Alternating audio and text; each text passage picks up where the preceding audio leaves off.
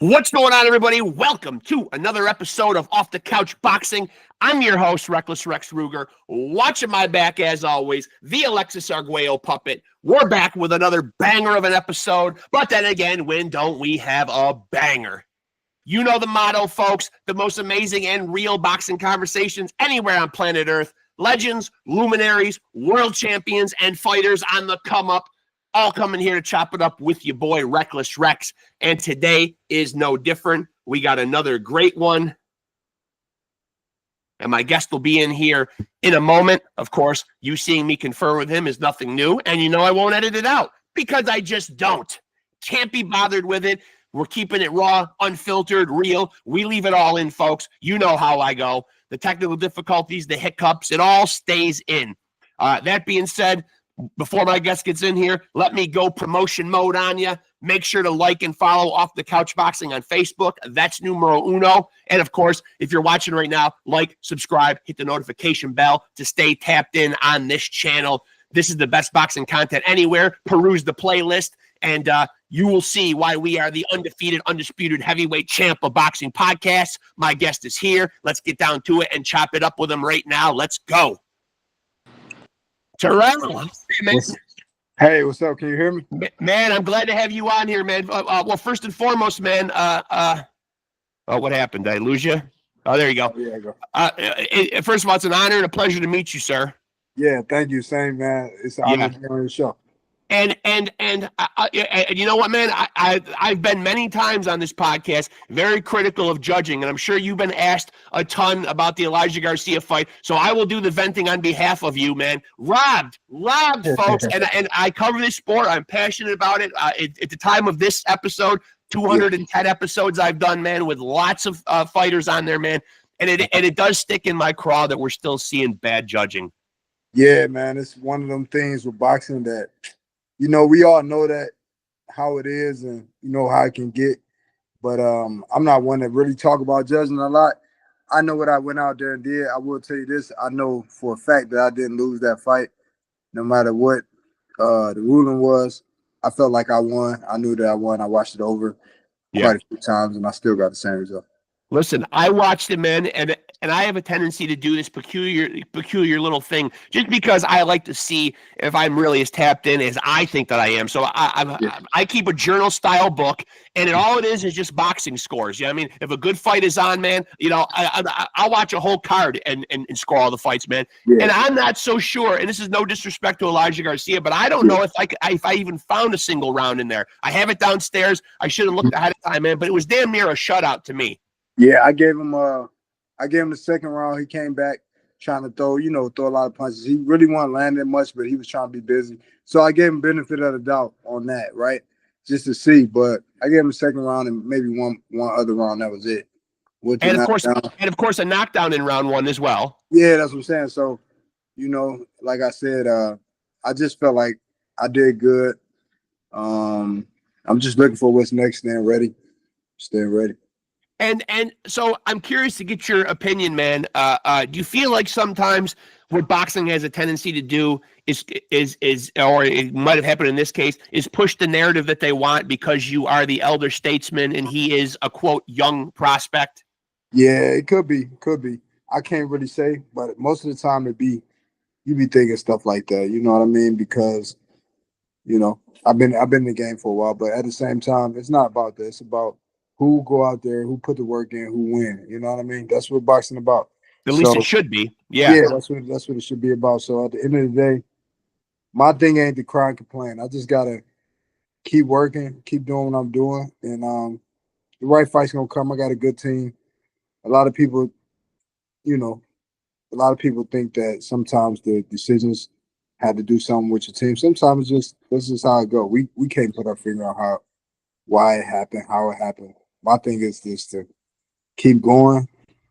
Even when you get faced with a situation like that, we fighters, man, we got to keep going.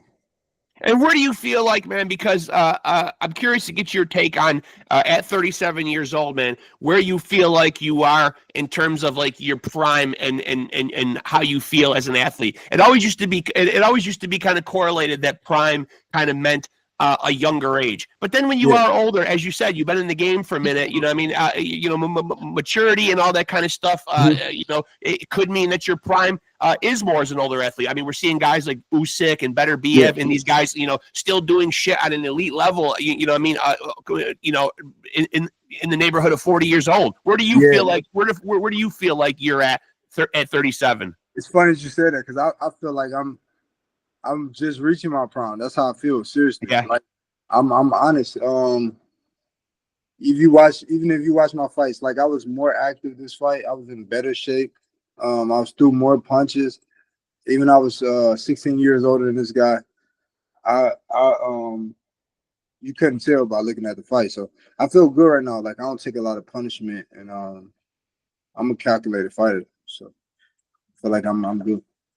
And so I'm curious what your mindset is, and like how you how you specifically, how you deal with a decision like that. Like you go back to the dressing room, and then even days and weeks afterwards, you rewatch the fight, man. But yet you really seem to have, and I guess as you say, crying over spilled milk, complaining. There's really no point. It doesn't change anything, man. But but how do you reconcile with it? Well, I would just say this for like younger athletes that's watching this. That's kind of what I mean. Yeah. Yeah. I would say this for them. You just got to be locked in. And like once I decided to take this game serious, and no matter what goes on, no matter what, just stay locked in, stay focused, because it's like life. Boxing is like an analogy for life, man. Sometimes you might get knocked down. Sometimes things might not go your way. You might be in an uncomfortable situation, but you just got to pull through and persevere. And really, it's about how you come back after these type of things to build your character. And people, the fans, and everybody, sometimes not, everybody wants to, of course, nobody wants to lose. But at the end of the day, it's about how you represent yourself and your family and, the people that you fight for. That's how I look at it. But it is also your livelihood, though, and it is unfortunate sometimes that we do see bad decisions, and they can like derail somebody who has a game plan. You know what I mean? Like, if it puts you in a position to possibly fight for a title, or if the shoe is on the other foot and you're the young prospect, you're just starting out, getting your footwork going, or being like getting your footing in the sport, and then a bad decision comes and sends you off on another path. It's unfortunate. Yeah, it really is. It's like one of those things that you hope you don't have to deal with it. You shouldn't have to deal with it, but if you do, just gotta know how to get past it, because something like that could really mess up a young guy's mind, make them lose focus. And that's exactly what you don't want to do. If anything, get more focus, get right back in the gym, get more discipline, so this won't happen again. That's a good, yeah. That's a good attitude to have. And so for you, for people that might not know your background, man, how early on did you get on a pair of boxing gloves? How young were you? I was 10 years old. Like 10. I used to be going to this like a recreation center right in my neighborhood. We used to go play basketball a lot. And I never noticed the boxing room because the boxing room, it was so small. It was like a little bitty, we never paid attention. Then one day I was like, man, what's in here? Went in there, and that little room never came out. Yeah, I put them gloves on. I said, forget basketball. I'm only 5'10". I probably won't make it to the league anyway, so I know how to fight. And so, okay, and so I'm glad you said that, though. So, like, without incriminating yourself too much, were you getting in a lot of fights as a kid? Yeah. I mean, like growing up, I was in a rough neighborhood, so you got it. It's just how you came. I thought it was normal. Yeah. Yeah, I just like everybody used to fight. It's a lot of kids, but I was pretty good at fighting. I never started something, never been a bully, and I wouldn't tell kids to be fighting. But I'm this type of guy that I don't start it, but I wasn't the toughest guy to pick a fight with. I was the easiest guy to make a fight with. Even like now. Yeah, I've never turned on a fight. You look at my resume. I fought everybody. I fought 5 southpaws in a row. I fought 6 southpaws. They used to say I had trouble with southpaw. I lost to Lara. He was a slick southpaw. So after that, I fought 5 more. And I just love challenges. If they say I can't do it, that's what I want to do. If they say this is the baddest person at our division, that's what I want to fight. If they say, this guy too strong, or too slick. That's why I want Right. to fight. And I certainly want to point out, man, because you brought up your resume, that the losses on there, though, man, are all decisions. Nobody has an easy night with Terrell Gausha by any means. Yeah, I mean, like, these fights all go the distance, man. Like, you're you're no cakewalk for anybody. Oh no, you see when you go in there, you gotta have some pride. You gotta represent yourself, and I always train hard. But like I said, I never make excuses. Win, lose, or draw, I always go in there to win. And if loss is like a lesson, I try to get better. I have a couple questionable decisions on there, but I've lost to some good fighters. It was just they had a better night that night, but I haven't really heard about them trying to run it back with me though. Is there anybody that you would credit? That's true. Is there anybody that you would credit with being your toughest opponent? Two people. I would have to say Lara and Tim Zoo. Okay. Yeah. And I also want to get your take on, and I've asked other boxers this before, man. Where do you stand, or like, what do you what's your feelings on a draw? Now, you've only got one on your resume against Austin Trout or whatever, but when you come out of the ring and a fight is deemed, in essence, a tie, how do you look at it? Because I've had fighters say it feels like a loss, or it feels, what is it for you, man? Like, how do you look at a draw? You've tied somebody in a fight.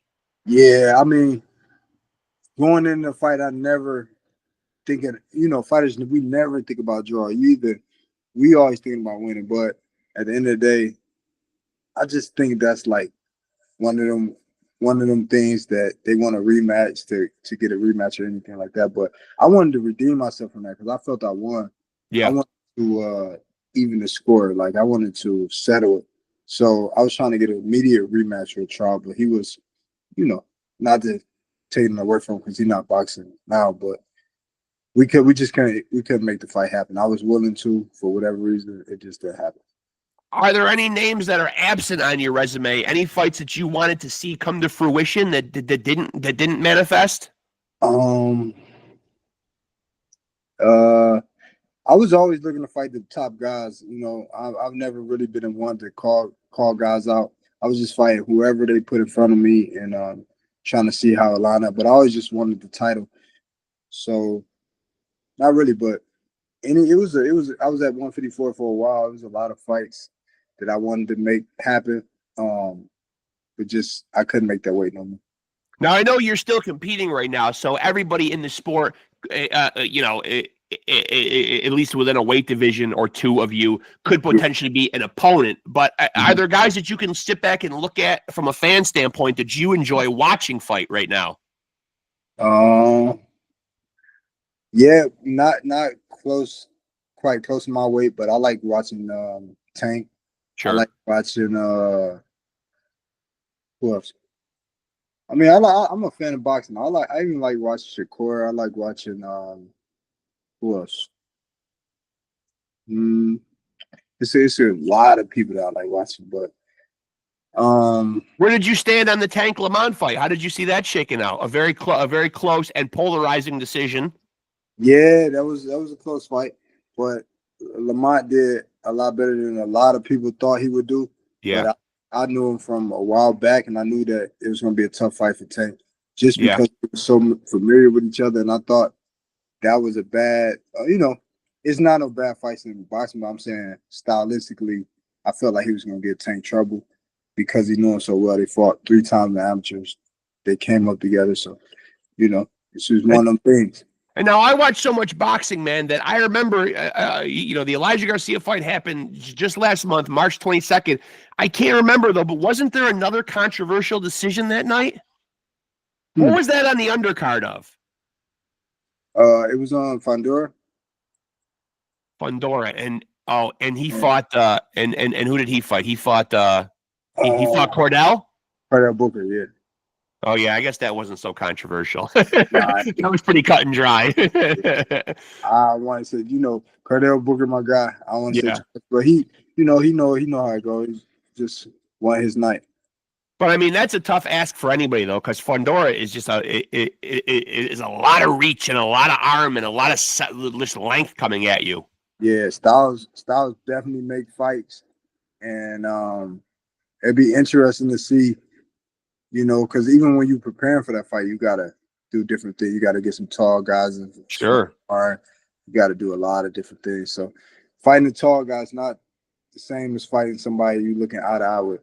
And now, at this stage of your career, uh, uh, uh, would you entertain the idea of going to any other weight divisions, or is 160, man, like where you will finish out your career? Is that anything that's in the cards? I like 160. I feel real comfortable at this weight. Yeah, But maybe the highest I'll ever go is 168. I'm yeah. a pretty big guy, naturally, but I think 168 the highest I go, but it had to be the right fight. But 160 is the perfect weight for me. So like 168 for that Canelo life-changing money, maybe. I mean, whatever opportunity presents itself, but first off, I got some business to handle at 160. Yeah. Yes. And so with that being said, man, like what is or have you and your team like talked about what the bounce back plan is at 160? Is there anything in the works, anything in the making right now?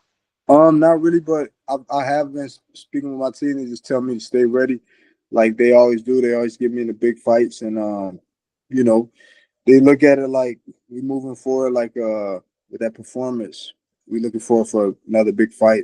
We right in the mix. Even a lot of people think because you lost that you're gonna go down. It's about your performance, how you represent yourself. So I showed that I'm supposed to be in the mix. I showed that I clearly won the fight and clearly was levels above Elijah Garcia. No disrespect to him. I respect him for taking that fight because he didn't have to. Right. You know, so And he's and also not the one filling out a scorecard. You know, I mean, it's not. exactly, You know, it's exactly. Even after the fight, you know, we showed sportsmanship. He came in my locker room. We talked. We spoke. You know, at the fight is over. It is what it is. I'm a professional at the end of the day. yeah, and you are handling it with so much class, man. I really, really, truly respect that. But you know, as you're going through the fight, though, do you feel like I mean, what was going on in your mind? Like, are you thinking I'm winning this pretty easily against this guy who, as you said, is 16 years my junior? Yeah. The fight. I was ready for a tough fight. We trained really, really hard because I know that he was young, so I had to keep the gas tank right. So I knew I had to throw a lot more punches because he always pressured you the whole fight. You know what I Yeah. mean? Coming Yep. forward. So, but I knew I was clearly ahead. But you know, of course, I was trying to land big shots to get him out of there. But he had a good chin, man. You know, and he was taking some good shots. So we just did what we had to do, and like I said, I definitely was a clear winner. But he can take a good shot. He can take a good shot. And do you feel like at 37 years old, man, like what's your preparation like for a fight now, man? Like, has it changed like since you were a younger man in the game? For real, not much, man. It's like I even doing like more, a little more now. Like just getting better as I get older. Seem like it's kind of weird, but I work smart too. I take care of my body. I spend a lot of money in recovery for Yeah. camp. Yeah. You know, I really take care of myself.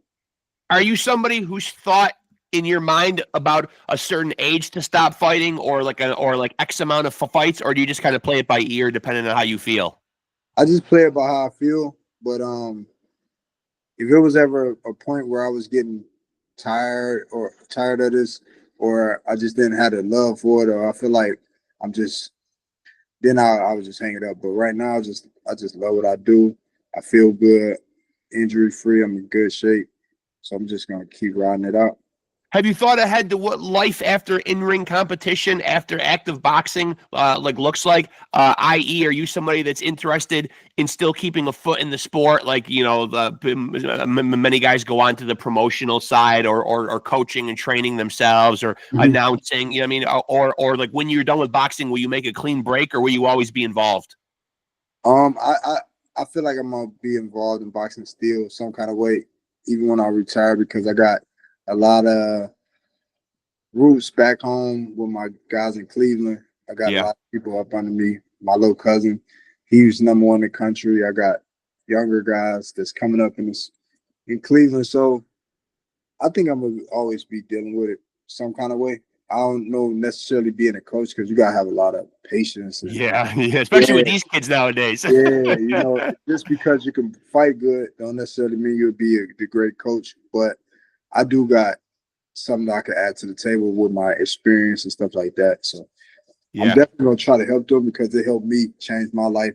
I'm married now, I got kids, and I just changed my life from when I was younger. So I And will. now, And now, when you first get into boxing at 10 years old, are there Mhm. guys that you're looking at on TV? Like, you know how we have those sports heroes when we're growing up, those guys Yeah, that we look at and we want to emulate? yeah. Who are those guys for you in boxing?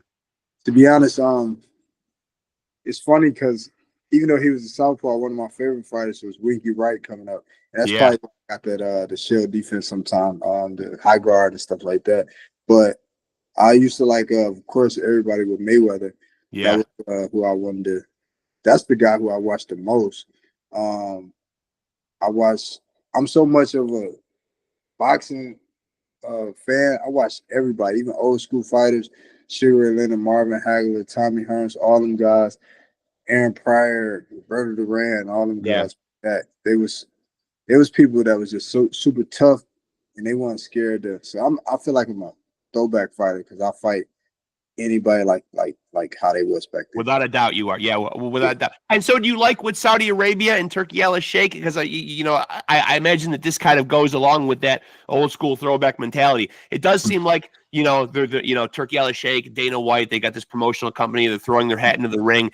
First of all, do you like what they're doing for boxing? Obviously, they're trying to get the best to fight the best, but they are shaking things up a little bit. I mean, there is a certain demographic, and I know that from doing this podcast out there. There were people are protective of the sport. Yeah. They're honing in on it. They're talking about scaling back the belts, scaling back some of the weight divisions. I mean, really shaking things up or whatever, man. Do you like what they're doing for the sport? I wouldn't necessarily say I have an opinion. I like the fights they get being made though. They making the best fight the best. Obviously I'm not over there, so I'm enjoying the fights. I watch when they come on. I watch it, but I'm over here doing what I'm doing. If the time comes, we ever work. If you work with my people, then we'll do that. But I think it's all good. But I'm just focused on what I'm doing and just gonna ride it out like that. And now, because you are an old school guy, another thing I want to get your take on, man. And again, it's another polarizing topic, man. Some people, old school guys, are not a fan. Some people appreciate the fact that it brings new eyes to the sport. But where do you stand on these Jake Paul type events? You a fan? I wouldn't necessarily speak on. I'm kind of like a guy that just mind my business. I'm so much. I don't be. I watch it. You know what I mean? I wouldn't even lie to you and say I don't watch it, but I don't really care. I just focus on what I'm doing. It's entertainment for me. I watch it, turn it on. But when I turn it off, I'm focused on my career, what I'm gonna do. Are you able to look at him? Are you able to look at him though, man? Because he's training like a boxer, living like a boxer. Obviously, people criticize his resume a bit for taking on some guys that are maybe a little older, past their prime, not Yeah, having enough, legit boxers on his resume. But are you able to look at him and say, "Gee, there's a guy that's a boxer," or has he not earned that yet? shit. He a businessman, a boxer, and he doing his thing. He's trying to do it, right? He's doing Yeah, it. I can't really knock it, man. At the end of the day, I respect how people get their money. He not getting in the way of me doing what I'm doing. So I respect it. I can't knock it. And now do you feel like because of the names that are on your resume, because of how all the tough fights that you've given the people on your resume, win, lose, or draw, the fact that this last fight was a controversial decision, do you feel like that you should instantly be involved in fights that are immediate impact? I mean, like, you're a guy that I see that should still be plugged in to world title situations. Oh yeah, for sure. I feel like you know, at this level, it's like you either sink or swim. We right there. You know what I mean? Yeah. It's no reason to take a step backwards. But I feel like with my team, I trust my team. I wouldn't have been with them this long if I didn't. I trust them. I feel like they're gonna give me the right fights, and I'm gonna be right there. You'll see with this. Whenever I do get my next fight, hopefully June, somewhere around there, June, July. Hopefully it's a good one, and then I'm gonna make my statement in it. And do you feel like though that obviously this can happen to fighters, and I'm curious as to what how you avoid having this label slapped on you. But sometimes when guys get up there in age or whatever, they become looked at as like journeymen or gatekeepers. You know what I mean? Like I'm sure you've heard the moniker before. I mean, like at this stage of your career, how do you stay relevant and keep working yourself into world title fights and not be deemed, we're going to put our prospect up against, this guy, he's been around a while, man. It's a good test or whatever. How do you avoid that and still keep yourself, in the mix as far as like a relevant, viable title contender? Just your performances, like that performance that I just put on. That ain't a gatekeeper performance. Amazing. No, an amazing performance. So that's what you got to do. You always got to show up. You know what I'm saying? We professionals.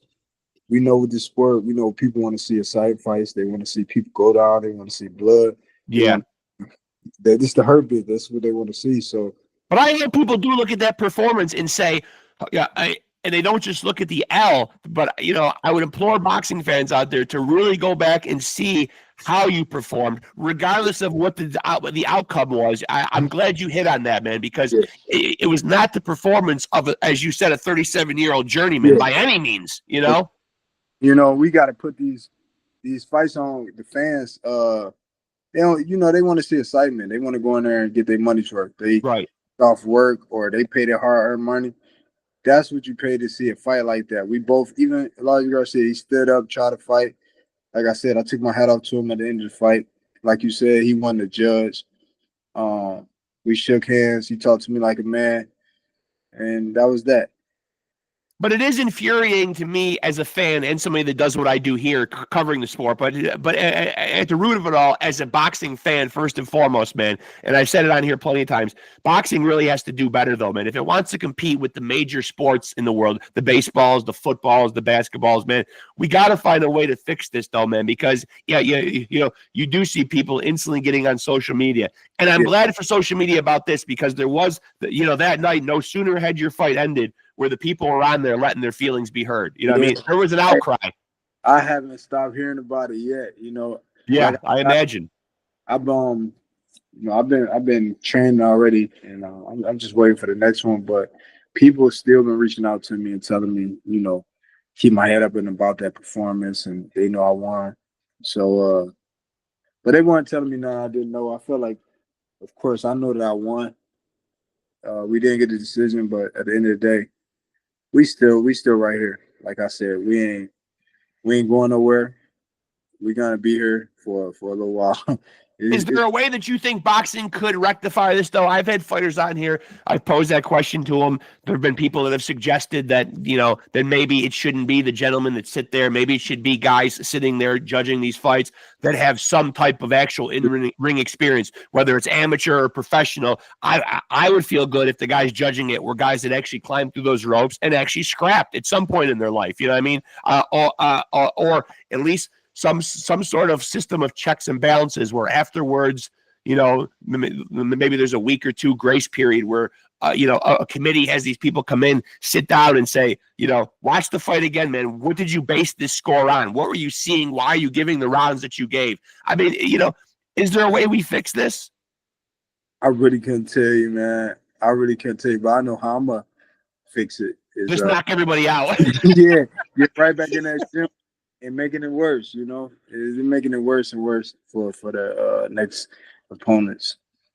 And when did you know early on, man? Because I'm always curious about the mindset of boxers, man. I feel like, and I'm not knocking the physical part of it. There are guys that are born with God-given talent, but there is also a lot of stuff you can pick up, in a gym, how to throw a jab properly. A lot of stuff can be taught. But I feel like the mindset of a fighter, though, everyone's not built that way, man. You know what I mean? There's a certain fear, a certain anxiety that you got to kind of be able to quell and still get in there despite that and perform. When did you know that you had the mental toughness to be a fighter? Soon as I put on the glove. Didn't bother you? You were kind of not phased? No, it didn't bother me at all. I knew because it was a guy when I first started when I was younger. My first gym, my coach's son, his name is Marlon Davis, and I used to have to spar with him. He's really, really, really good, man. And it's like, and you know, I used to get. Basically what I'm saying, I didn't get the best of the sparring matches going back then. Right. So I really had time to think because I used to walk to the gym. And I used to walk. It was some long walks back home thinking about it. But I just always kept showing up and kept showing up. You know what I mean? And I knew that's what I wanted to do because I always wanted to get back and get better. Like if somebody get out on me one day, I'm up all night thinking about what went wrong and sparring. You got that dog in you. Yeah. I got to Yeah. fix that. So I'm just that competitive person. Because you got to admit, man, like, you know, climbing between the ropes or having a confrontation with another man is usually something that the general public goes out of their way to avoid doing. You know what I mean? Like, it's not natural to want to be in a fight or a confrontation with somebody. And I imagine, you know, even the most hardened of professionals on the night certainly must feel some butterflies, you know what I mean? And to be able to kind of stifle that and still go in there and be loose and relaxed and still perform is not an easy thing to do. No, it's not. But if you most of the time you train hard and you don't cheat the grind, you know what I'm saying? When you don't really cheat, then you have confidence, you know what I'm saying? Yeah. Because you train, you know that you've been putting in the rounds, the sparring, you know you're in shape. And I think the people that take days off or, you know, cut corners, they've been the ones that's confident. And now what's the hardest part nowadays, man, as opposed to when you were like a younger guy? Has anything for you gotten harder in preparing for a fight now? No, everything is the same for me. But I don't know, it's just like subjective when people talk about age because, you know, you even got Lar, he's like 42, 43. Like he's still a world champion. Yeah. You know, he got something that everybody wants. Something that look at B-Hop. B-Hop was doing it into his 50s. Yeah, but I think a lot of the foreign guy, B-Hop was an exception, but a lot of foreign guys be 40, you know, in their 40s still fighting. You know? Yeah. But I think it's one of them things that's with the American fighters that they talk about age so much. But the Cubans, Manny Pacquiao was in his 40s. A lot of fighters. Yeah. You know. And so now, you know, you talked about possibly again getting your next fight in the summer. Will that be it, or would you like to get a couple more fights? And how active would you like to be the rest of 2025? Oh man, if I can get 2 more fights this year, that'd be perfect. Yeah, like at least 2 more fights, that'd be perfect. But I'm gonna just stay ready. Whenever they call me, I'm gonna be ready. And for people that don't know how the sport works, though, man, you know, do you feel like, though, you know, because I just brought up the point that, like, based on your resume, based on this last performance, as I said, win, lose, or draw, that you should still be a guy who's put in impactful situations, man, in title roles, though. But does a fight like this, like, you know, prove detrimental to that situation? I wouldn't think so. Like I touched on before, I got a good team. A lot of people behind the scenes making things happen. You know, so I feel like I'm gonna be okay. You know what I mean? Yeah. Plus, at the same time, I'm just a hard worker. Like I'll get another opportunities, and things gonna open up. Because like I said, I'm not going nowhere. Like that. That just was a little bump in the road, but I'm still. I don't got bruise on me. No. Yeah. And so once that fight was over, man, how many hours or days went by when you were sick and tired of having people tell you about it, that it was a robbery? I'm pretty hours. I pretty much you know, I was kind of like, you know, I knew I was kind of tired of hearing it, but at the same time, I appreciate the support. But I just kept working, so that's how I blocked it out. I was working already, you know. But it's good to see, though, the outpouring, though, right? Because boxing fans, man, you know, it just goes to show the passion, though, man. You know what I mean? The boxing fans, And we lost him there, folks. He will be back in here, though, man. But we'll get him back in.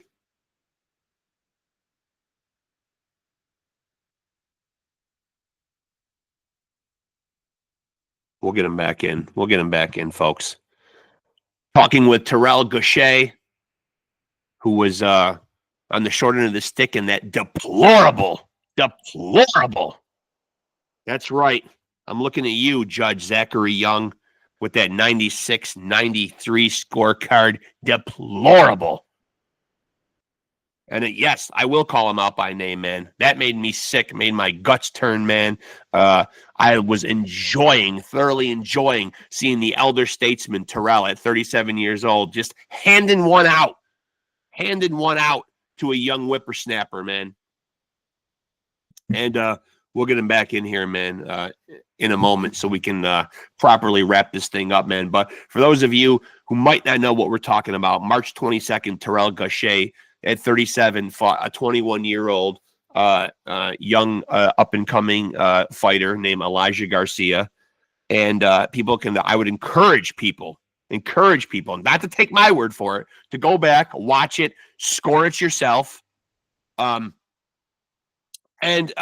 come back, go on a fact-finding mission, and come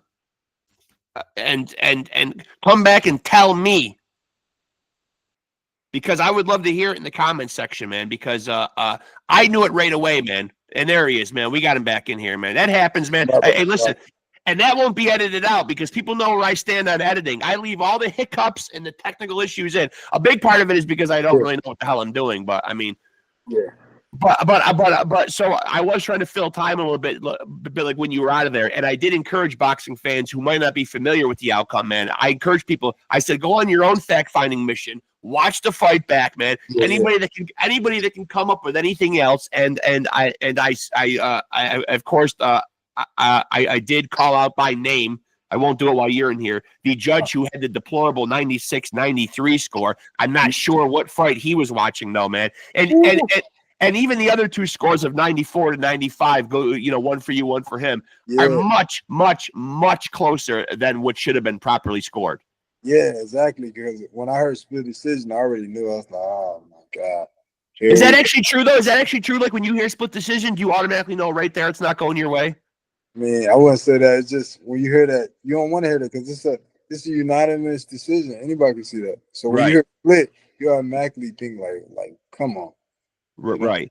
And like part of you though, man, like, as being a proud guy, as being a proud fighter who prides himself on like taking his craft seriously, man, at no point in time, man, like what's the gamut of emotions that you go through? Is there any going back and experiencing any type of anger? I mean, because I think most red-blooded American guys are thinking, God damn it, I'm going back in the dressing room. I'm breaking some chairs, some tables. I'm pissed.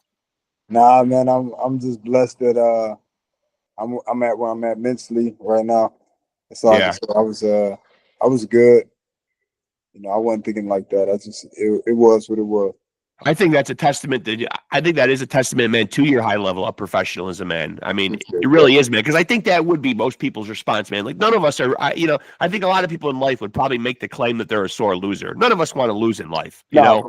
For sure. And like ain't nobody perfect, but I'm just blessed where I'm at mentally because I just growing a lot outside of boxing and just in life, period. And I think boxing played a big part of that. But just being a family man, just having kids and, just trying to lead by example. Because my son, he comes to the fight. He a big boxing fan. Yeah. He know everybody. He know Errol Spence. He know Terrence Crawford. He know Tank Davis. He know everybody. So he, even if he want to get into the sport, which I don't encourage him to, but if he was, it's kind of hard to stop him. He got boxing gloves all day. How old is he? He's only 5.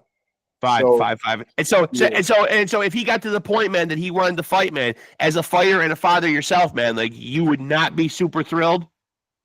I'm not encouraging him to, but if he want to do it, he got to be serious because, like we said, it's the hurt business. You can't play with this boxing. We can't play this. But I wouldn't stop him or I wouldn't force him. Yeah. And so, and I'm glad you brought up earlier the 168-pound division. I'm curious where you rate the chances of a guy like Terrence Crawford going all the way up to 168 and fighting Canelo. Obviously, people will say weight classes exist for a reason, but then again, we are seeing Terrence walking around right now in the 180s. You know what I mean? He looks fantastic, though. But having that weight on, though, I think you would agree, having that weight and being able to actually perform with it are two different things. Yeah, but I'm gonna be honest. Terrence Crawford is different, but we'll see when he get in there. Because I can't really say, but I've been in there with Canelo. I've never been in there with Terrence Crawford. I did a month training camp with Canelo. He a real 168. He hit him pretty hard, but I can't put nothing past Canelo. Past Crawford, because we didn't see him time and time again do his thing. So I can't really put nothing past him. I'm just gonna be a fan and watch the fight, and best man wins. See how it goes. And that kind of has been the general consensus when I've had people on here and asked them, man. People recognize that Bud is a special fighter, and most of them do say, if there is a guy out there that could pull this off, it would be him. Yeah, we can't. After even like when I seen him fight Errol Spence, I was pulling for Errol Spence. I thought he was gonna win. I did too. He put on a great performance. So after that, I said, hey, I don't know, this guy doing his thing, let him do his thing. And so in closing, we can expect you to probably be bouncing back in action again somewhere during the summer, June, July, you said? Yeah, hopefully. I'm really looking forward to June, July. Listen, man. I full respect, man. I know I touched base with you, man, after the fight, man. I respected the fact that you got back to me and said, I'll do the podcast, man. But right now, everyone's going to come at me asking me about this decision, man. I need a little time just to fucking relax a little bit, man. So I'm glad we finally got around to actually doing it, man. And now that we're in touch, man, stay in touch. I would love to have you back on again, man. I mean, it's been just absolutely great talking to you, man. This was one of my funnest interviews, man. This is pretty good, man. Thank you, man. I appreciate that. Hey, listen, if I'm not good at it by now, man, for God's sakes, I better throw in the towel, man. I mean, I think I just put up episode, before I talked to you, I put up episode number 210. So, I mean, I've been doing it for a while, man. And I'll send you a link to the channel, man. I'm sure I've had a lot of people on, man, that you know pretty well. Okay. Yeah. Make sure you send it to me, man. I will, man. I enjoyed this one a lot myself, man. So it's been great talking to you, man. I really respect what you do as a fighter, man. And I love the fact, man, that you're still doing it, man, well into your 30s, man. I said after that fight, I'm just like, chalk one up for the old guys, man. We won that one. And then we did it, man. It was like having a rug pulled out from underneath you. For sure. Yeah. But I appreciated it, man. I was yelling at my TV. I was on my social media immediately. Well, I was one of the guys who had an outcry. Yeah, man. Hey, like I said, you'll see, man. I'm gonna be putting on performances after performances, so I'm gonna be here for a little while. I don't doubt it for a second, man. It's a testament to your strength, man. I mean, it really is, and just how classy that you handle all this, man. So, man, I'm a fan, man. I am. I'm a huge fan. For sure, man. We'll be in touch. Yeah, we will. I appreciate you, Terrell. Thanks so much, buddy. This was fun, man. Thank you. Good talking to you, man. There he goes, folks. Terrell Gausha, man. Serious middleweight contender. Been in there with the likes of everybody, and win, lose, or draw, man, you are in for a long motherfucking night when you're getting in there with Terrell Gausha. Of course, much of the conversation, I couldn't help but go back to it and how and with a high level of professionalism and class, he handled that deplorable decision on March 22nd against Elijah Garcia. And again, this is no knock on Elijah Garcia, man. He's a young man starting out his career, man. He's not at the scorer's table, man. But it was a bad decision. And as I said during the little break when Terrell got booted out of the room there, go back, watch it yourself. It just happened last month, man. Terrell Gausha versus Elijah Garcia, man. But he's been in there with everybody, man. Carlos Adamas, Tim Tszyu, Erickson Lubin, Erislandy Lara, Austin Trout. Any big fucking name at middleweight, man. Terrell has been in there, man. And as I said, win, lose, or draw, man. They've all gone the fucking distance, man. Nobody has had an easy time, man, with Terrell, man. He is currently 24, 5-1, 12 knockouts, 37 years old. As you said, man, or as he said, I should say, man, feels like he is in his prime. Plenty of great years left to go. Plenty of great fights to go, man. And for the boxing powers that be, I think just based on how fucking raw the sport of boxing did him in their last fight, he should immediately be plugged back in somewhere, man, and be able to showcase in a big fight, man, either something that will put him in position for a title or a full-on title fight, man, at middleweight, man, because he deserves it. He shows out, gives us entertaining fights. He dropped that young man in the first round, man. TERRELL GAUSHA still has plenty to go, man, and I'm here for it, man. I'm a fan, man, and I'm even more of a fan of the man that he is, man, because as I said, man, a lot of us would not handle loss, disappointment, controversy in the manner that he has. So very inspiring, man, very uplifting, man. And you know, just to hear a guy, man, with that kind of set of morals, values, didn't go backstage and break anything. That's good. That probably would have been me. I'm a sore loser, man. Can't even lose a game of Uno to the grandkids. I may or may not throw a deck of cards. So I'm not the guy to be giving advice on poise and tactfulness. But Terrell certainly is. So I enjoyed that conversation a ton. Make sure, as I said earlier, to like and follow Off the Couch Boxing on Facebook. There you'll get updates on new episodes, when they're dropping, who will be on them, and any other big boxing news. It'll be up there. You will be informed. And, of course, make sure to like, subscribe, and hit the notification bell on this channel to stay tapped in.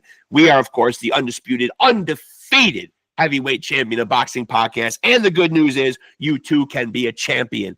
How can I do that, Rexx? You might be asking. Well, just continue to stay tapped in with this podcast, and you're already on your way to being a champion. Stay tapped in and continue to roll with the champs.